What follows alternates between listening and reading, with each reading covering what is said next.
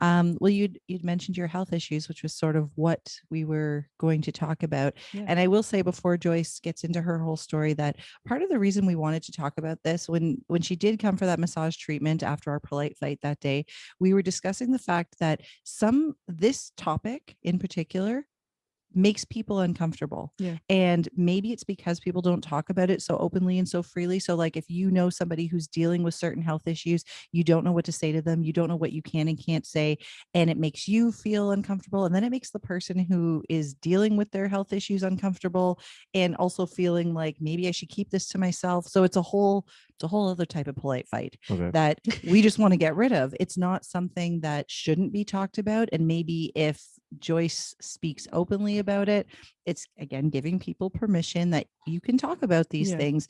And for people who are on, on the other side of it, where if you don't know how to react or what to say, well, Joyce will tell you how to react or what to say. And I'll give you a hint. Sometimes you don't have to say a goddamn thing. No, for sure. Yeah. Okay, I dig this. It's like when we had Sebastian on. Then I'm There gonna you learn. I'm go. gonna learn a lot of You're going to stuff. learn things.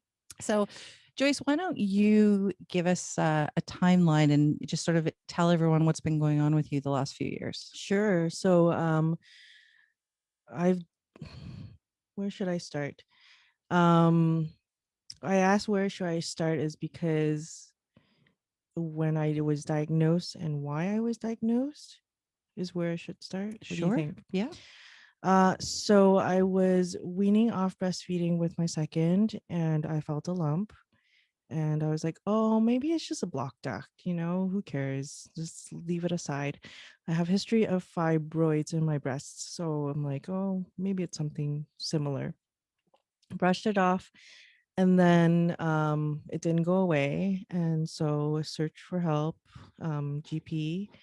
Um, and when they get the results and they say, I think you should see someone more skilled, then you get scared.